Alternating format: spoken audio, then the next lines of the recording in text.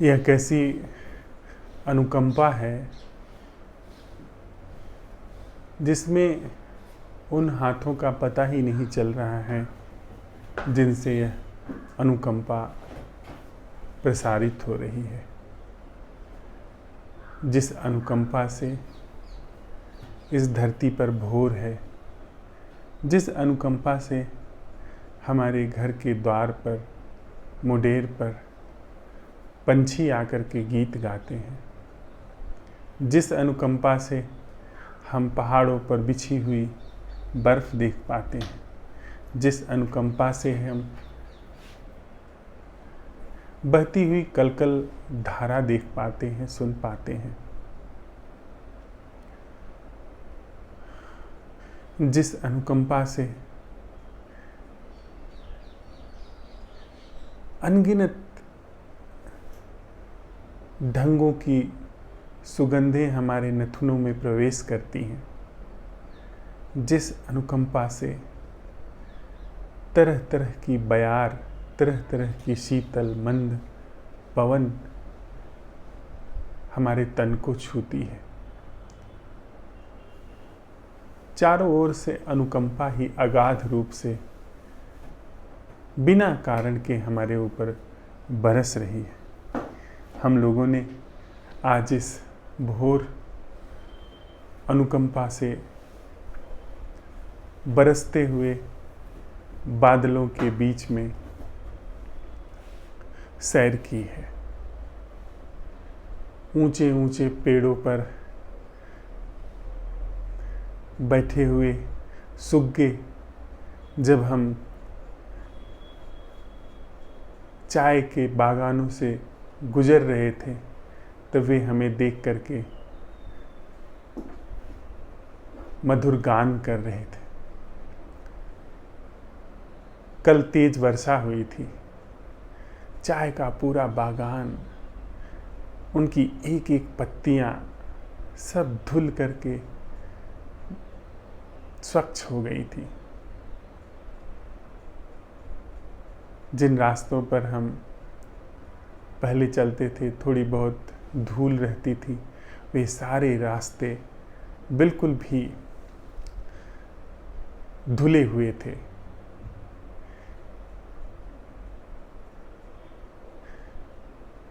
रास्ते के ऊंचे नीचे स्थानों पर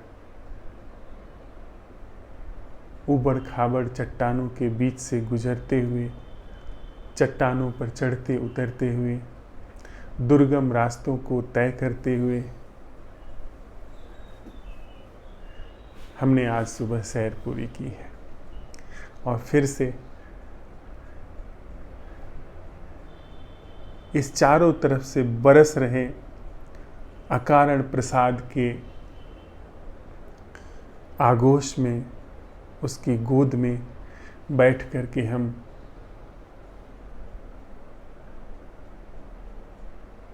स्वयं के मरण धर्मा स्वभाव का परीक्षण कर रहे हैं। इस भांति परीक्षण कर रहे हैं कि यह परीक्षण सहज ही इस मरण धर्मा स्वभाव को अमृत के चरणों में अर्पित कर रहा है। हम लोगों ने भांति भांति से खुद का अवलोकन किया है। हमने प्रश्न उठाए हैं कि वह जीना क्या है, वह जीने की कला क्या है जो शब्दों से मुक्त है, जो छवियों से मुक्त है। ऊर्जा का वह प्रवाह क्या है जो जीवन और संबंधित होने की क्रिया में विकृति से मुक्त है। हमने प्रश्न उठाया कि वह जीना क्या है जो अस्मिता से मुक्त है, जो अहंकार से तो मुक्त है ही, अस्मिता जिस पर अहंकार गति करता है, वह धुरी जिस पर अहंकार घूमता है, समय की वह धारा जिस पर हमारे इस बनावटी यांत्रिक जीवन का पूरा क्रियाकलाप घूमता है, उसका हमने अवलोकन किया, उसका हमने परीक्षण किया सत्यापन किया, उसके लिए हमने असंभव प्रश्न उठाए। उस असंभव प्रश्न के आलोक में जो सहज रूप से जागरण, सहज रूप से अवलोकन घटित हुआ, उस अवलोकन से जो यह सारी यांत्रिकता का विसर्जन हुआ, बनावटीपन का विसर्जन हुआ, वह विसर्जन सहज ही अमृत की देहरी पर अर्पित हो रहा है। हमारा पूरा यह मैं स्वरूप जो मरण धर्मा है, वह अमृत की देहरी पर अर्पित हो रहा है। हमारा असंभव प्रश्नों से उठा हुआ यह जो ध्यान है, यह जो अवधान है, यह सहज रूप से अमृत की देहरी पर अर्पित हो रहा है। निह प्रयास। बीती सांझ हम लोगों ने यह प्रश्न उठाए कि कैसे हमें पता चले कि हमारे असंभव प्रश्नों से जो विसर्जन हुए हैं वे वास्तविक हैं, न कि सिर्फ एक वैचारिक क्रियाकलाप हुआ है। तो उसके क्रम में हमने यह प्रश्न उठाया, क्या हमारे जीवन में निजता का अंत हो रहा है? यदि सच में ही असंभव प्रश्न उठाए गए हैं हृदय में, सच में ही वे बोए गए, उनको रोपा गया है और वे अंकुरित हुए हैं, पुष्पित पल्लवित हुए हैं, तो अनिवार्य रूप से हमारे जीवन में निजता का, अलग थलग होने का, सकल अस्तित्व से विभाजित होकर के खुद को महसूस करने का अंत होना शुरू हो जाता है।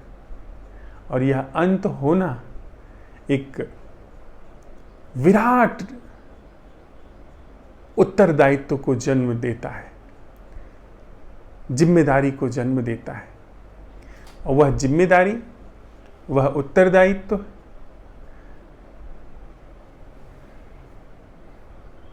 ऐसी नहीं है जिसे कि ओढ़ना पड़े, जिसे कि लेकर के ढोना पड़े। जैसे हम अपने, कहा जाता है कि माता पिता के प्रति कर्तव्य निभाते हैं, बच्चों के प्रति कर्तव्य निभाते हैं, राष्ट्र के प्रति कर्तव्य निभाते हैं, समाज के प्रति हम अपने कर्तव्यों का निर्वहन करते हैं। यह इस तरह से नहीं, यह इस तरह से जैसे फूलों की सुवास, फूल सहज ही अपने आसपास बिखेर देता है। उसका यह जो बिखेरने का कृत्य है, उसका यह जो नथुनों तक पहुंचाने की क्रिया है, यह कोई कर्तव्य नहीं है,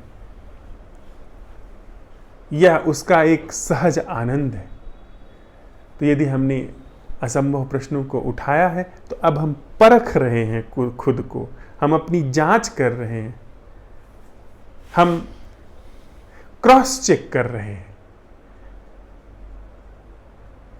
कि यदि हमारे जीवन में निजता का अंत हुआ है तो हमारा प्रश्न वैलिड है। यदि हमारे जीवन में निजता के अंत के साथ एक सहज उत्तरदायित्व जो हमारे आसपास है, जिससे भी हम जुड़े हुए हैं, चेतन से लेके अचेतन तल तक, अगर कोई इस तरह से तल है, हमारी संवेदना में यह समूचा अस्तित्व जिससे कि अखंड रूप से, अटूट रूप से जुड़ाव है, जिसमें निजता भंग हो रही है, उसमें एक तरह का ऐसा दायित्व है, उत्तर भी नहीं, सिर्फ दायित्व, उत्तरदायित्व नहीं, किसी के लिए उत्तर देने के लिए दायित्व नहीं, दायित्व मात्र। जैसे मेरा पैर चलते समय यदि कहीं फंस जाता है तो मैं अपने पैर को निकालने के लिए दायित्व बोध महसूस करता हूं। वो दायित्व बोध है जो हम मेरे पैर को वहां से कीचड़ से निकालता है। न कि मुझे किसी को जाकर के उत्तर देना है कि तुमने अपना पैर क्यों कीचड़ से नहीं निकाला। कोई देख रहा हो न देख रहा हो, कोई जान रहा हो न जान रहा हो, हम अपना पैर कीचड़ से निकालते हैं क्योंकि वह सहज हमारे अंदर से प्रवाहित हो रहा दायित्व है। हम अपने आसपास किसी को भूखा देखते हैं तो इसलिए हम उसको भोजन कराते हैं क्योंकि इससे पुण्य होगा, क्योंकि इससे अखबारों में नाम छप जाएगा, इससे स्वर्ग की प्राप्ति होगी। उसके पीछे कारण होता है। नहीं ऐसा करेंगे तो जब हमारा देहांत होगा, हम जाएंगे ईश्वर के सामने तो वो हमसे पूछेगा कि आपने क्या क्या शुभ कर्म किए। ऐसा कुछ नहीं, ये सब बड़ी बचकानी बातें हैं, बच्चों को समझाने वाली बातें हैं। दायित्व का बोध वह जो अटूट होने से सहज रूप से पैदा होता है। जैसे मैं अपने पैर के प्रति, अपने शरीर के प्रति दायित्व बोध से भरा हुआ हूं, जो भी कर्म होता है वह सही सटीक रूप से घटित हो जाता है बिना किसी तरीके के सोच विचार के। उतना सोच विचार होता है कि कैसे कीचड़ से पैर निकाला जाए, न कि क्यों कीचड़ से पैर निकाला जाए, इससे क्या फल मिलेगा। ऐसा उत्तरदायित्व का बोध नहीं। दायित्व का बोध जो सीधा कर्म है एक बात, और दूसरी बात वह ऐसा कर्म है जैसे फूलों का अपनी सुवास को बिखेरना। जैसे फूल अपनी सुवास को बिखेरते हुए आनंदित होते हैं, वैसे ही हम अपने भीतर एक ऐसा दायित्व बोध महसूस करते हैं कि जिसमें सहज आनंद है और किसी के बताने की आवश्यकता नहीं। पाप पुण्य जैसी बचकानी बातों की तो कोई जगह ही नहीं। कोई जाने न जाने ऐसी कोई जगह ही नहीं। हम तो एक रोटी किसी को देते हैं तो चाहते हैं कि 4 लोग देख लें कि देखिए कितना बड़ा दानी हूं मैं। हम 10 पैसे की चीज किसी को देते हैं तो ये एहसास करा देते हैं, देखो तुम्हें दिया। उसकी आंखों में झांकते रहते हैं कि वो पलट करके देखे कि कितना बड़े दानी हैं आप। हमारा सारा व्यवहार ऐसा रहता है कि सब नोटिस करें, क्योंकि हमारी सारी क्रिया ही इस वजह से है कि हमें को नोटिस किया जाए। हम कुछ हैं, भीतर रीतापन है, भीतर खोखलापन है, तो हम रिकॉग्नाइज कराना चाहते हैं, लोगों को बताना चाहते हैं कि नहीं नहीं ऐसा मत समझना, मैं कुछ नहीं हूं, मैं दानी हूं, मैं खुले हाथ से दान करता हूं, चैरिटी करता हूं, खुले हाथ से भिखमंगों को रोटी देता हूं, कोढ़ियों की सेवा करता हूं, अखबार अस्पतालों में जाकर के दवाई बांटता हूं। देखा नहीं मैंने कैसे अपने परिवार की सेवा की है? देखा नहीं कैसे मैंने अपने माता पिता के प्रति कर्तव्य निभाया है? कैसे मैंने अपने बीवी बच्चों को पाल करके बड़ा किया है? मैंने बड़ा यत्न किया है, मैंने बड़ा अपने परिवार के प्रति तटस्थ रहा हूं, उसके प्रति जिम्मेदारी महसूस की है। हम तो उसे बड़ा आदर देते हैं जो अपने परिवार को भली भांति पाल पोष रहा है। उसको कहते हैं कि बड़ा अच्छा व्यक्ति है, उसने अपने परिवार को बड़ी अच्छी तरीके से पाला पोषा, अपने बच्चों को पढ़ाया लिखाया, उनको अपने पैरों पर खड़ा किया। इसको हम बड़ा महिमा मंडन करके देखते हैं। वह नहीं, वह उत्तरदायित्व नहीं, वह उत्तरदायित्व व्यापार है, धंधेबाजी है। उस उत्तरदायित्व में जो भीतर का खोखलापन है वह थोड़ी देर के लिए ऊपर ऊपर एक नकाब ओढ़ लेता है कि नहीं मैं कुछ हूं। यह दायित्व जो निजता के भंग से है, यह जो अलग थलग अपने विभाजन से के भंग से है, जिसमें जो पहले रीतापन था, पहले जो खालीपन था, दीनता थी भीतर, दरिद्रता थी भीतर, जिसके कारण लोगों की आंखों में हम देखते थे कि वे हमें समझे कि हम अच्छे व्यक्ति हैं, वह सब जा चुकी। और अब जो अखंड स्वभाव है अस्तित्व का, वह वहां पर जगह ले रहा है। और उस अखंड अस्तित्व के स्वभाव से सहज रूप से आसपास जहां तक संवेदना है, कहें तो असीम संवेदना है वहां पर। जब आप असीम होते हैं जब आप अपनी सीमा तोड़ देते हैं, आपकी संवेदनाएं भी असीम हो जाती हैं। फिर आप हजारों मील चल रहे युद्ध के प्रति अपने भीतर दायित्व महसूस करते हैं कि यदि मैं राष्ट्रवादी हूं, यदि मैं अपने राष्ट्र के प्रति तगड़े आग्रह से भरा हूं कि मेरा राष्ट्र ही सिरमौर है पूरी धरती पर, बाकी राष्ट्र उसके नीचे हैं,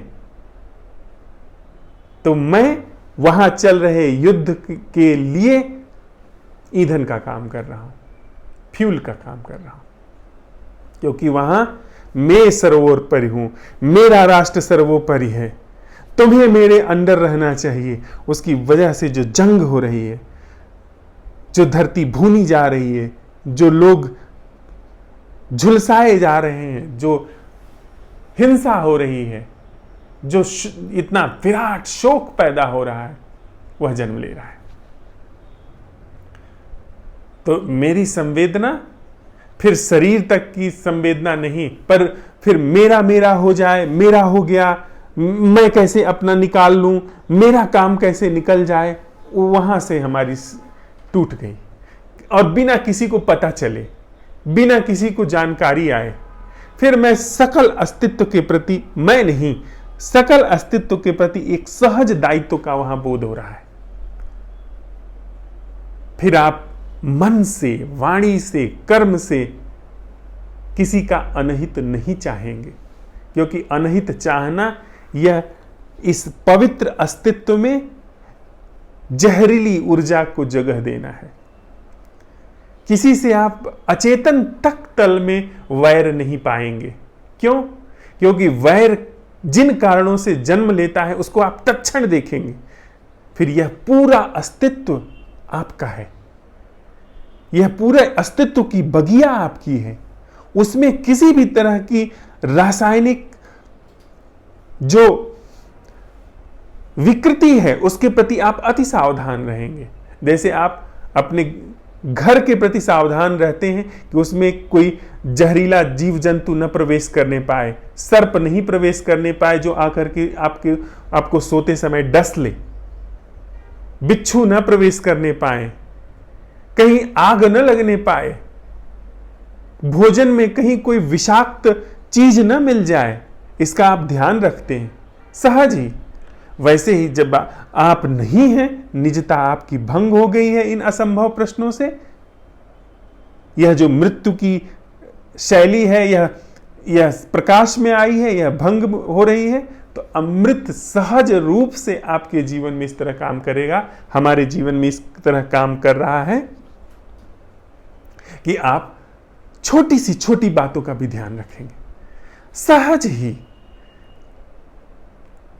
और जैसे जैसे ध्यान बढ़ता है, जैसे जैसे केयरिंग बढ़ती है, परवाह बढ़ती है, वैसे वैसे बड़ी संवेदनाओं के लिए अवसर मिलना शुरू हो जाता है, विराट संवेदनाएं उद्घाटित होनी शुरू हो जाती हैं, चैतन्य के और बृहत्तर आयाम, बड़े बड़े आयाम उद्घाटित होने लगते हैं। वह जो छोटा सा मेरा मेरा वाला जो जीवन था, मेरी पत्नी, मेरा बच्चा, मेरा रुपया, मेरी जाति, मेरा धर्म, मेरा देश, मेरी केयर, मेरा शरीर, वहां से उस उतने में जो चेतना घूमती रहती थी वह और विराट हो गई, वह सकल अस्तित्व में व्याप्त हो गई। तो आप हर चीज के प्रति जिम्मेदार महसूस करेंगे स्वयं को। मैं क्या कह रहा हूं, उससे क्या प्रतिक्रिया दूसरे के अंदर पैदा हो सकती है, उसके लिए भी आप स्वयं को जिम्मेदार महसूस करेंगे सहज ही, जो कि हमने स्पष्ट रूप से अपने इस साझा संवाद में देखा है कि वैसे यह हम दायित्व बोध से भरेंगे जैसे कि कोयल गीत गाती है। जिस बगिया में कोयल गाती है उस बगिया को संगीत से भर देना उसका दायित्व नहीं है, उसका उत्तरदायित्व नहीं है। वह जो संगीत से उस बगिया को भर दे रही है वह उसके अंदर का सहज एक उल्लास है, प्रसन्नता है वैसा करने में। तो वैसे ही यह सकल अस्तित्व के मनसा वाचा कर्मणा सभी तरह से अपनी भाव भंगिमा से जो दायित्व बोध हो रहा है वह ऐसा ही है, क्योंकि हम अब नहीं रहे, अब जो है वो सकल अस्तित्व है।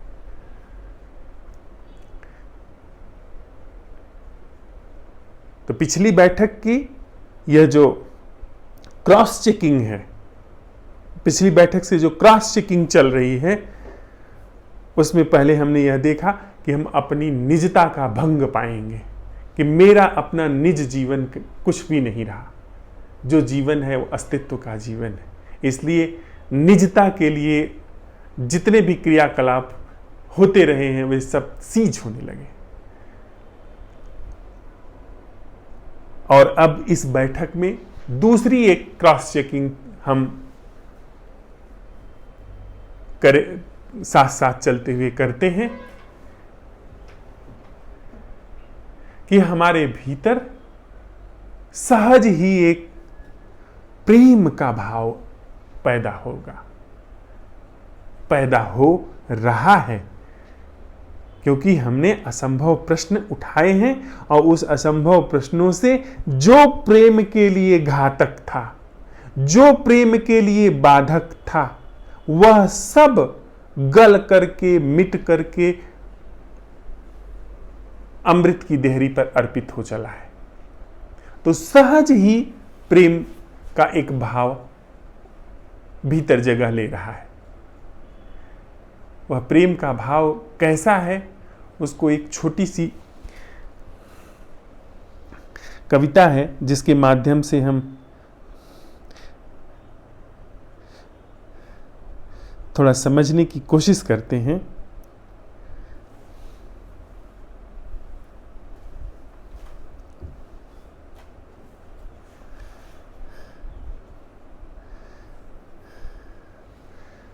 कविता है, दूर रखना तुम अपनी करुणा, दूर रखना तुम अपनी करुणा, जब तक यह मैं भेद न समझ लूं। दूर रखना तुम अपनी करुणा, जब तक यह मैं भेद न समझ लूं। दुख के सब ताने बाने का रेशा रेशा खुद न पढ़ लूं। दुख के सब ताने बाने का रेशा रेशा खुद न पढ़ लूं। मैं दुख हूं इस कटु सत्य का, यथार्थ बोध से दर्शन न कर लूं। दूर रखना तुम अपनी करुणा, जब तक यह मैं भेद न समझ लूं। दुख मिटने पर यदि मैं बचता हूं, दुख मिटने पर यदि मैं बचता हूं, तुमको मैं आमंत्रण दूंगा। बिना किसी आंखों की झाई के प्रिय तेरा दर्शन कर लूंगा। बिना किसी आंखों की झाई के प्रिय तेरा दर्शन कर लूंगा। होगा मुक्त जब पैरों का नर्तन, मिलकर रास रचाएंगे। होगा मुक्त जब पैरों का नर्तन, मिलकर रास रचाएंगे। बैठ किनारे संगम तट पर अनूठा राग मिलाएंगे। कभी न बिछड़े चिर प्रेमी हम, बार बार मिल जाएंगे। दूर रखना तुम अपनी करुणा, जब तक यह मैं भेद न समझ लूं। दुख के सब ताने बाने का रेशा रेशा खुद न पढ़ लूं। यह कविता यह कह रही है कि मुझे किसी तरीके की करुणा नहीं चाहिए, किसी तरीके का प्रसाद नहीं चाहिए। मैं सबसे पहले अपने भीतर जो दुख का रेशा रेशा है उसको जब तक मैं पढ़ नहीं लेता हूं, दुख की सारों की सारी जो क्रिया है उसको भली भांति मैं जब तक नहीं समझ लेता हूं, नहीं पढ़ लेता हूं, नहीं जांच लेता हूं और जांच करके उससे पार नहीं निकल जाता हूं, तब तक तुम मत आना, तब तक तुम्हारी कोई जरूरत नहीं है। मैं दुखी हूं और तुम आओ, यह मैं बिल्कुल नहीं चाहता। मैं पीड़ा में हूं और तुम आओ, यह मैं नहीं चाहता। मैं अपनी दुख को, जो मैंने पैदा किया है, जो मैंने निर्मित किया है, सबसे पहले मैं उसे खुद पढ़ लूं, उसे खुद जांच लूं, उसे जांचते हुए, उसे पढ़ते हुए उसका निरसन हो, उसका अंत हो, उसके बाद यदि मैं बचता हूं तो तुम आना, नहीं बचता हूं तो तुम ही तुम हो, तो भी तुम ही तुम हो। और यदि तुम ही तुम का मतलब वह अज्ञेय, वह अविनाशी, वह जिसे जाना नहीं जा सकता, वह जो अमृत है। तो जो ये मृत्यु के गीत हम गा रहे हैं, मृत्यु का गीत यह कह रहा है कि दूर रखना तुम अपनी करुणा, जब तक कि मैं दुख के रेसे रेसे को न पढ़ लूं। और जब पढ़ रहा हूं और यह गल रहा है, तो इस गलने में यह गीत अर्पित हो रहा है, अमृत को सहज अर्पित हो रहा है। और इस गलने के बाद अगर मैं बचता हूं तो फिर हम मिलेंगे, फिर यह जो हमारा संगम होगा उसके तट पर मिलकर दोनों रास रचाएंगे, और कभी न बिछड़े चिर प्रेमी हम बार बार मिल जाएंगे। हो सकता है कि हम और आप कभी भी बिछड़े ही ना हो, वो जो बिछड़ना है वह एक ख्याल रहा हो, एक धोखा रहा हो, फिर जो एक रास होगा, जो एक लीला होगी कि कभी बिछड़े नहीं फिर भी मिल गए, फिर हम रास रचाएंगे, फिर हम ये जो हमारा संगम होगा उसमें नाचेंगे, फिर जो नृत्य मुक्त होगा वह नृत्य हम बिखेरेंगे, जो गीत उठेगा उसको हम साझा करेंगे। लेकिन वह तब की बात है, पहले मुझे दुख का रेसा रेसा पढ़ना है, उसे मैं भली भांति पढ़ लेना चाहता हूं।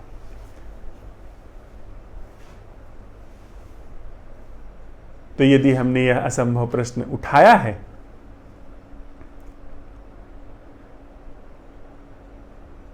यदि इसको अपने हृदय में जगह दी है, तो प्रेम लक्षण होगा।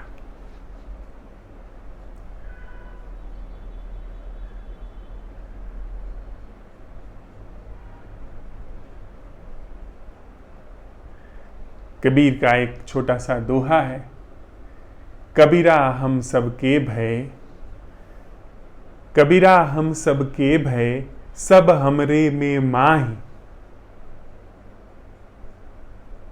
दरिया बह सागर भई, सागर दरिया माही। नदी थी वह सागर हो गई, और सागर नदी हो गया। कौन नदी है कौन सागर है कोई भेद नहीं रहा। तो वह जो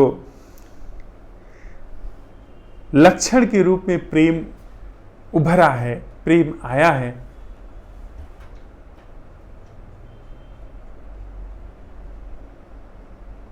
यदि वह नहीं आता है तो कहीं न कहीं असंभव प्रश्न उठाने में चूक हुई।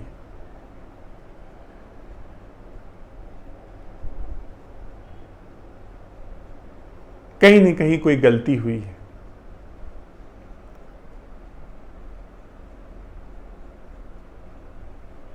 बुद्ध की शिक्षाओं में आता है कि तुम ध्यान करो, और ध्यान में यदि यह करुणा नहीं आती है, यदि यह सकल अस्तित्व के लिए एक अगाध प्रेम नहीं उमड़ता है, तो कहीं न कहीं ध्यान में चूक हो रही है, कहीं न कहीं जागरण में चूक हो रही है, कहीं न कहीं होश में चूक हो रही है। प्रेम लक्षण है। प्रेम नहीं है तो बात कहीं न कहीं, तीर जो है वह खाली जा रहा है। सधने का वह जो ढंग है वह कहीं न कहीं लड़खड़ा रहा है।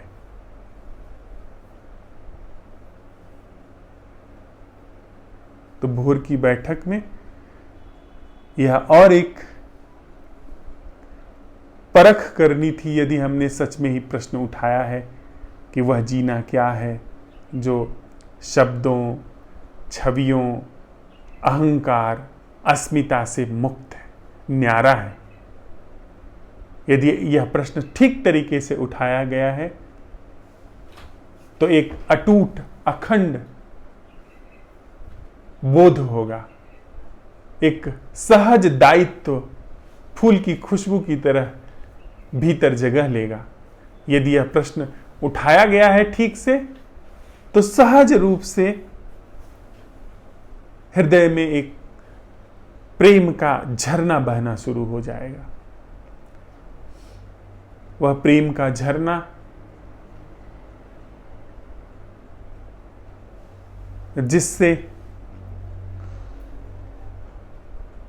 जिसकी उपस्थिति से पंछियों में राग है, जिसकी उपस्थिति से वृक्ष हरे हैं। वृक्ष क्लोरोफिल की वजह से नहीं हरे हैं, वृक्ष के अंदर जो जीवंतता है वह उस प्रेम की वजह से है। सूर्य जिस प्राण को हम तक पहुंचाता है वह उसी प्रेम से आता है। हम यहां बैठ करके अमृत की देहरी पर मृत्यु के गीत गा रहे हैं, यह उसी प्रेम की वजह से है। और वह बेवजह है, उसी से सब कुछ है, लेकिन वह बेवजह है, वह अकारण है। तो क्या हमारे जीवन में कुछ भी ऐसा झरना फूट रहा है अकारण है, जो जिसमें कोई कारण नहीं है,